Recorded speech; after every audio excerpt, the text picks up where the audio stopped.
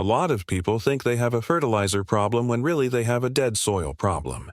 They keep buying bottles with shiny labels and words like Bio Booster and Root Activator and Miracle Growth, and every year they spend more money trying to wake their plants up while the soil underneath slowly turns quiet and weak. I learned this the hard way after watching tomato plants stall in the middle of summer, even though I fed them everything the garden center told me to use. Leaves stayed pale. Peppers dropped flowers. Cucumbers looked tired before August even started. And the strange part was my grandfather never used any of that stuff. He grew in hard ground with almost no store-bought products, and somehow his plants looked stronger than anything I could grow with expensive fertilizers. That bothered me for years because I realized most modern gardeners are feeding the plant but starving the life inside the soil. And once the soil loses that life, the roots stop working the way they should. The plants become weak during heat. They struggle after rain. They stop producing the way they used to. Then, one day, an older grower showed me something that honestly sounded too simple to work. A bucket of water, a boiled potato, a handful of forest soil from under old leaves, and a little sea salt. That was it. No laboratory powder, no expensive microbes shipped in fancy packaging. Just a living homemade culture bubbling quietly in the corner like some forgotten farm secret people stopped talking about. He told me this was not fertilizer in the normal sense. He said the real power was the living biology multiplying inside the bucket. Bacteria, fungi, tiny organisms waking up and reproducing by the millions. He said healthy soil is supposed to act like a living factory under your feet, and most gardens today have lost that factory completely. I remember thinking there was no way something this cheap could compete with those expensive bottles lined up at every garden store. But after I started using it around peppers and tomatoes, I noticed something that caught my attention fast. Roots recovered quicker after transplanting. Plants handled stress better during heat waves. Leaves darkened naturally. Flower drop slowed down. The soil itself even smelled richer and softer after watering. That was the moment I realized most people are trying to force growth from the outside while old growers focused on rebuilding life underneath first. And what surprised me even more was where this strange method actually came from, because the story behind it says a lot about what modern gardening forgot. Most people never stop to ask why those expensive microbial products keep disappearing from store shelves every season with new names and new labels, even though they all promise the same thing: bigger roots, faster growth, more flowers, better harvests. I used to buy them too because when your garden starts struggling, you get desperate for something that works. One bottle says it contains powerful bacteria. Another promises beneficial fungi. Then another claims secret enzymes and stimulants that supposedly wake plants up overnight. But after a while, I noticed something strange. The healthier my soil became, naturally, the less I needed any of it. That was the beginning of me understanding what this Korean method was really about. It started many years ago with a Korean farmer named Cho Han-kyu, who became frustrated watching farmers go deeper into debt, trying to keep up with industrial agriculture. Expensive fertilizers, expensive chemicals, expensive biological products. Everything depended on buying more every season. He believed nature already had the biology farmers needed if they simply learned how to grow it themselves, instead of purchasing it in bottles. Later, his son continued developing the system, and the whole idea became known through natural Korean farming and JDAM methods. The interesting thing is, they were not chasing perfect laboratory microbes. They focused on local biology already adapted to your own climate and soil. That changes the way you think about gardening completely. Instead of importing life from a factory, they taught people to collect living microorganisms from healthy forests and multiply them cheaply at home. And honestly, that made more sense to me than almost anything I heard from modern gardening companies. Think about a forest floor for a minute. Nobody fertilizes it. Nobody sprays stimulants. Nobody tills it every weekend. Yet year after year, everything grows thick and alive because the soil underneath is full of living organisms constantly breaking things down and feeding the roots naturally. That is the part most gardens are missing today. We sterilize the soil with chemicals. We overwork it. Then we wonder why plants become weak and dependent on constant feeding. The old grower who showed me this said something I never forgot. He told me healthy soil should smell alive, not empty. After that, I started paying attention to forest soil differently. Under old leaves, you can actually feel the softness and moisture and life working quietly under the surface. That is exactly what this homemade JMS tries to bring back into the garden in a simple, cheap way almost anybody can do with a bucket and a few ingredients. But the part most people miss is that this is not magic and it is not instant. There is one mistake beginners make during the mixing stage that completely ruins the process before the microbes even wake up, and that is where things start getting interesting. The biggest mistake people make with this method is treating it like some ordinary compost tea where you just throw things into a bucket and hope for the best. That is usually where the whole thing goes wrong. I did the same thing the first time. Used chlorinated tap water straight from the hose, tossed in random soil from the garden, added too much salt because I thought more would work better. A few days later, the bucket smelled rotten and sour and the plants hated it.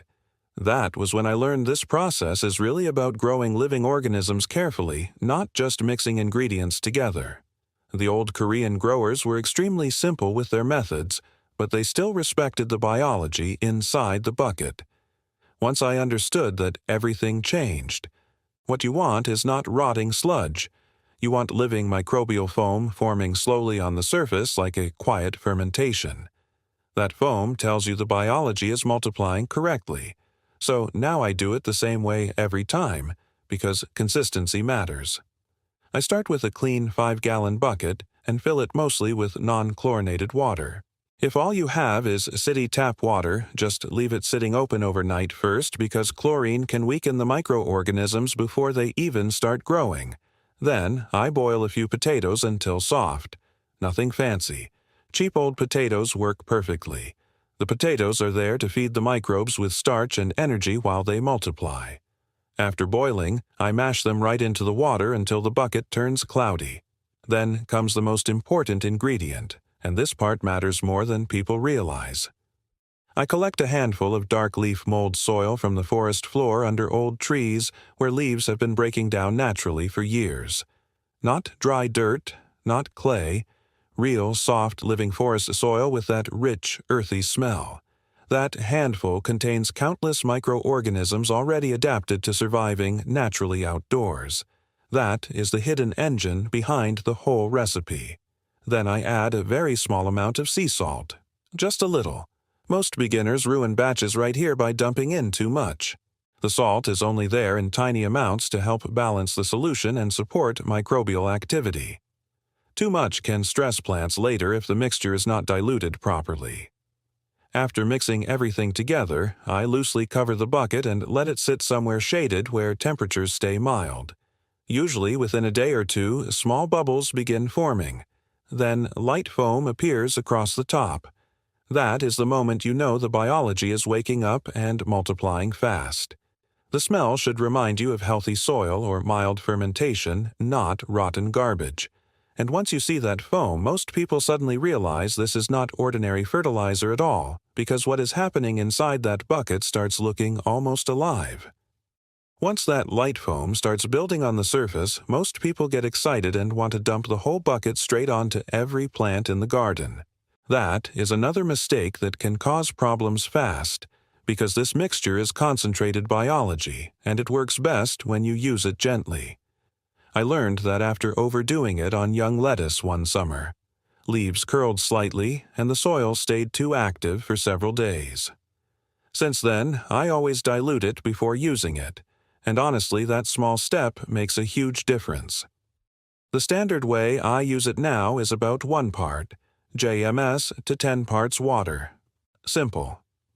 Nothing complicated. I usually fill a watering can most of the way with water first, then add the diluted mixture right before using it, because fresh biology works better than old stored liquid sitting around for days.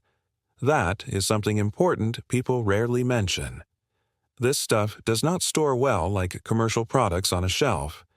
Once the microbes peak, the biology slowly changes and weakens over time. In warm weather, it moves even faster. That is why I make smaller batches more often instead of huge barrels sitting for weeks. Fresh foam means active life, and active life is what you are really applying to the soil. I mostly use it around the root zone, not all over the leaves. The goal is to wake the soil back up where the roots are feeding. Around tomatoes, I noticed the ground stayed looser and darker after regular use. Pepper plants seem to handle dry heat better. Even tired raised beds slowly started feeling softer again instead of hard and crusted. One thing I found interesting is how quickly earthworms started showing up after repeated applications combined with mulch and compost. That told me something important was changing underneath. The old Korean farmers always talked about creating a biological factory in the soil, and after a while I understood what they meant. Healthy microbes break down organic matter faster. They help release nutrients already trapped in the ground. They interact with roots constantly in ways most gardeners never even think about. Some even produce natural compounds and plant hormones that help roots branch out stronger and recover from stress faster after heat or transplant shock. That sounds complicated when scientists explain it, but in the garden you notice it in simple ways. Plants hold color better. Growth becomes steadier. Flowers drop less often during rough weather. The whole garden starts looking calmer and healthier without forcing it with heavy fertilizers all the time. But here is where people misunderstand this method badly sometimes. JMS is not magic soup, and it will not fix dead soil by itself if there is no organic matter there to feed the biology long term. The microbes still need compost mulch leaves and natural material to keep working after they enter the soil. Without that, the effect fades quickly, and most beginners never realize why their results disappear after a few weeks. One thing I wish somebody told me earlier is that people ruin this method when they start believing the bucket alone is doing all the work. It is not. The bucket is only introducing life back into the soil. What happens after that depends on how you treat the ground every single week. I have seen gardeners spray JMS everywhere while still leaving bare, dry soil baking under the summer sun, and then they wonder why nothing changes. Those microorganisms need food and protection just like plants do. If the soil stays exposed and lifeless, the biology burns out fast. That is why old growers always combined these microbial washes with mulch, compost leaves, grass clippings, and simple organic matter. They were feeding the underground life first, and the plants benefited naturally afterward. Once I understood that, my whole garden routine became simpler and honestly cheaper too. Instead of buying more bottles, I started focusing on keeping the soil covered and moist. A layer of leaves around tomatoes, straw around peppers. Compost worked gently into tired beds. Then the JMS suddenly seemed stronger because the microbes actually had something to live on after entering the soil. One summer, I tested it side by side. One raised bed got only bottled fertilizer. The other got mulch compost and diluted JMS every couple weeks. By late July, the second bed held moisture longer after heat waves and the plants looked calmer instead of stressed. The difference was not explosive overnight growth like advertisements promise. It was steady, healthy resilience, and for older gardeners especially that matters more because you spend less time fighting problems all season long. But there are still mistakes people need to avoid with this method because too much enthusiasm can create issues fast. The first mistake is overusing it. More is not better here. I usually apply it every 1 or 2 weeks during active growth, not every single day. Too much microbial activity at once can sometimes create imbalance, especially in containers or small raised beds. The second mistake is using strong salt levels. Sea salt belongs in tiny amounts only. Some people hear salt and assume more minerals means better growth, but excess salt stresses roots badly, especially in dry weather. Another issue is temperature. If the bucket sits too cold, the biology develops slowly and weakly. Too hot, and it can turn sour fast. Mild temperatures work best. Around room temperature is usually safe. And another thing most beginners overlook is smell. Healthy JMS smells earthy and slightly sweet, almost like damp forest leaves after rain. Rotten, foul smell usually means something went wrong during fermentation, and I would never pour that around vegetables. The final mistake is thinking this replaces proper nutrition entirely. Plants still need minerals, calcium, potassium, phosphorus, and organic matter over time. JMS helps unlock biology and improve soil activity, but it is not a replacement for balanced gardening. Once people understand that balance, the whole method suddenly becomes much more powerful and much more realistic too, because the real change happens slowly underneath the soil, where most gardeners never even look. After a full season of using this method, the biggest thing I noticed was not giant miracle vegetables or impossible harvests like people promise online. It was stability. The garden simply stopped struggling as much. Tomatoes recovered faster after storms. Pepper plants kept flowering during heat that normally would have shut them down. Cucumbers stayed productive longer into late summer instead of collapsing early from stress. And maybe the strangest part was how the soil itself changed texture over time.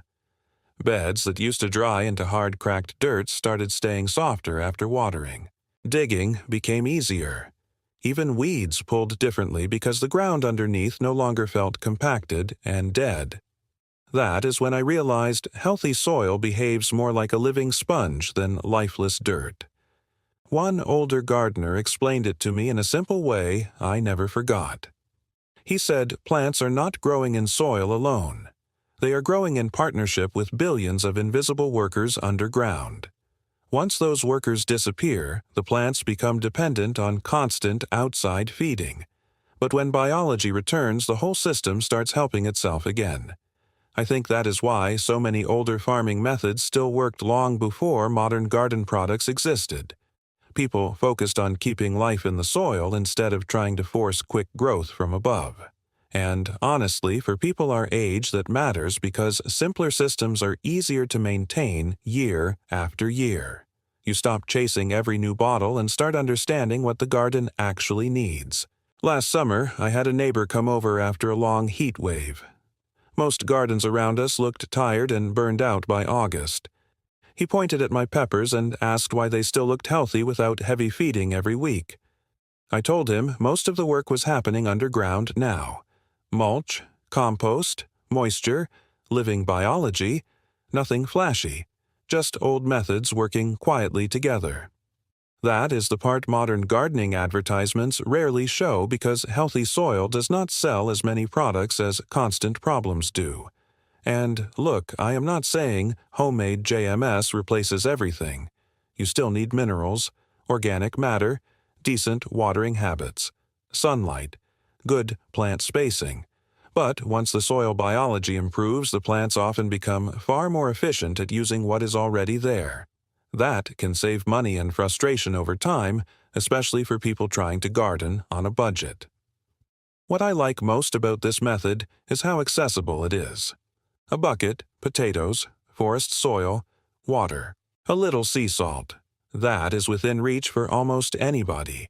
No complicated equipment, no expensive subscriptions to garden products every month. Just a simple old approach that reminds you healthy gardens are built slowly from the ground up. And once you see that foam forming in the bucket for the first time, and then watch your soil slowly come back to life over a season, you start understanding why some growers quietly stick with these forgotten methods for decades, while everyone else keeps searching for the next miracle bottle. These days, I think a lot about how gardening slowly became complicated on purpose. Every year there is another product, another booster, another expensive promise telling people their soil is missing something only a company can provide. And meanwhile, some of the healthiest gardens I have ever seen belong to older people using simple methods passed down quietly over decades. Compost piles behind the shed, mulch from fallen leaves, rain barrels, homemade microbial brews bubbling in old buckets beside the fence. Nothing looked fancy, but the soil stayed alive and the plants kept producing year after year. That is really what this whole JMS method brought me back to. Not perfection, not giant miracle harvests overnight, just the feeling that the garden started working with me again instead of constantly fighting against me. I spend less money now. I worry less about every yellow leaf or hot week because the soil underneath feels stronger and more balanced than it used to. And for people over 50, that kind of simpler gardening matters more than most folks realize. Your back matters. Your energy matters. You stop wanting systems that depend on endless spraying and constant purchases. You want methods that quietly build strength over time. That is why I still make these little buckets every season, even though I could easily buy store products instead.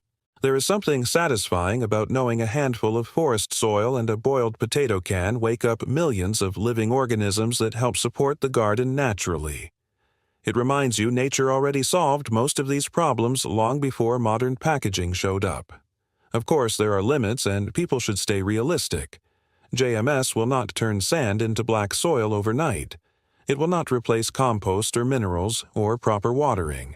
And if the bucket smells rotten, or gets too salty, or sits too long in hot weather, you can absolutely create problems instead of benefits. But when it is done carefully and combined with simple good gardening habits, the results can honestly surprise you over time. Better root growth, stronger recovery after stress, more balanced soil, healthier-looking plants without forcing them constantly. That is really the hidden value here. Not chasing giant harvests at any cost, but rebuilding the life underneath the garden slowly and naturally. And once you start thinking that way, you begin noticing other forgotten methods too. Simple old habits people abandoned because modern systems convince them everything needed to come from a store. Funny enough, the next thing that completely changed my garden was not fertilizer either. It was something even simpler that old growers used to protect moisture and keep soil cool during brutal summer heat. Almost nobody does it anymore. And honestly, that mistake may be costing people half their harvest without them even realizing it.